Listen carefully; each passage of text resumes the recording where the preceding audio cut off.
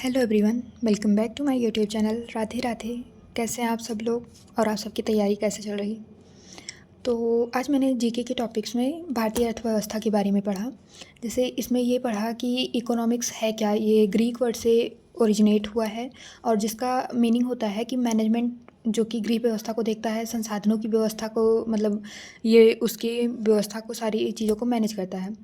और father of economics जो है हमारे एडम स्मिथ हैं और इनकी बुक जो है इन्होंने लिखी थी द वेल्थ ऑफ नेशन 1776 में, जिसमें इन्होंने ये लिखा कि अर्थशास्त्र जो है वो उसे धन का विज्ञान कहा। तो हमारे पेपर में ये ऑप्शन दे के पूछा जा सकता है कि धन का विज्ञान किसे कहते हैं, मतलब ये धन का विज्ञान किसे कहते हैं या फिर धन का विज्ञान अर्थशास्त्र को किसने कहा, तो ये किसका कथन है। तो ये चीज़ अच्छी है हमारे लिए, हम इसको याद रख सकते हैं। बाकी इकोनॉमिक्स जो है वो दो पार्ट में डिवाइड है, एक माइक्रो इकोनॉमिक्स, दूसरा मैक्रो इकोनॉमिक्स। माइक्रो को जो है हिंदी में व्यष्टि कहते हैं, जिसमें कीमत सिद्धांत मतलब प्राइस थ्योरी आई, ये डिमांड एंड सप्लाई पे काम करता है। और माइक्रो में जैसे माइक्रो वर्ड से ही हम समझ सकते हैं कि माइक्रो मतलब सूक्ष्म, छोटा। तो ये इंडिविजुअल, मतलब इंडिविजुअल की कैसी ग्रोथ है, क्या उनकी इनकम है, ये सारी चीज़ें मतलब एक पर्टिकुलर एक इंडिविजुअल के बारे में ये बताता है। और इसके जो फादर हैं वो एडम स्मिथ ही माने जाते हैं, बट कुछ राइटर, मतलब कुछ लोग ऐसे हैं कि अल्फ्रेड मार्शल को भी मानते हैं। तो आप दोनों नाम इसमें याद रखिए। और फिर मैक्रो में है, मैक्रो को जो कि समष्टि बोलते हैं। तो इसमें जो है हम इकोनॉमी को जो है एज अ होल, मतलब पूरी इकोनॉमी को स्टडी करते हैं। और इसमें क्या होता है कि राष्ट्रीय आय होती है, बजट होती है, मुद्रास्फीति होती है। और इसके जो फादर हैं मैक्रो इकोनॉमिक्स के, उसके फादर हैं जेएम केन्स। एंड ये सेक्टर में डिवाइड है, जैसे कि इकोनॉमिक्स हमारे कितने क्षेत्र में डिवाइड हैं। तो इकोनॉमिक्स जो वो हैं वो 3 ही क्षेत्र में डिवाइड हैं, बट अभी 2 नए ओरिजिनेट हुए हैं, ये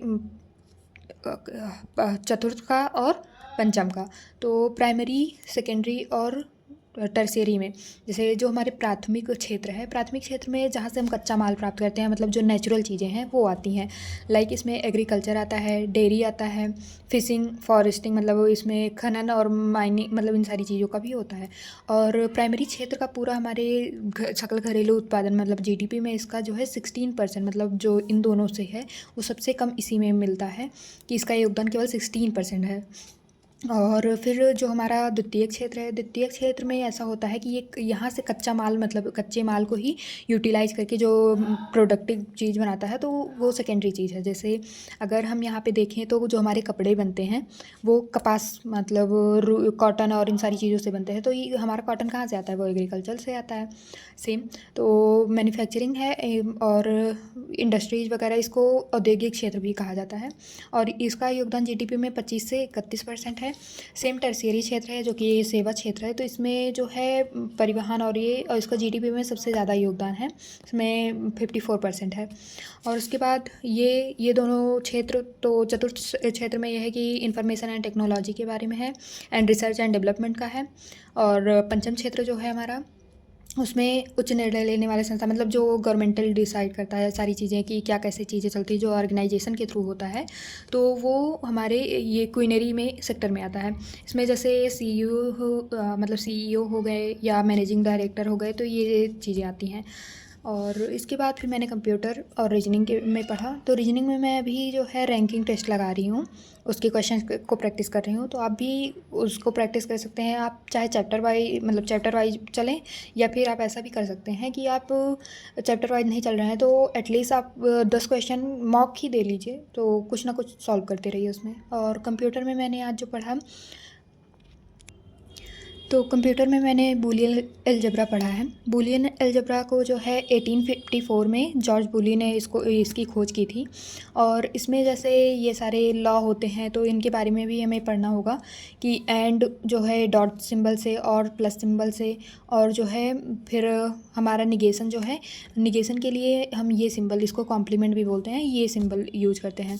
तो इसमें लॉ है कि कम्यूटेटिव लॉ क्या है, जैसे a + b = b + a भी हम लिख सकते हैं, a.b। और ये मतलब एंड और का, ये सारी चीज़ें ये इसमें होती हैं। तो commutative law, associative, distributive, idempotent, इनके बारे में मतलब हमें ये याद करके रखना होगा। जैसे हम इसके न्यूमेरिकल्स भी आते हैं क्वेश्चन, तो वो भी प्रैक्टिस करने में आसानी होगी। तो अगर ये हमें याद रहेगा तो वो सॉल्व करने में बहुत ईजी रहेगा। इसमें जैसे जो लॉजिक गेट हैं उसके बारे में पढ़ा मैंने कि लॉजिक गेट जो हमारे बेसिक लॉजिक गेट हैं वो केवल 3 हैं, एंड, और नॉट। 3 गेट ये हैं। और यूनिवर्सल गेट जो है हमारे नैंड और नॉर जो है यूनिवर्सल गेट आते हैं। तो पेपर में ये भी पूछा जाता है, जैसे ऑप्शन में हमें ये दे दिया जाता है कि इसमें से यूनिवर्सल गेट कौन कौन से हैं।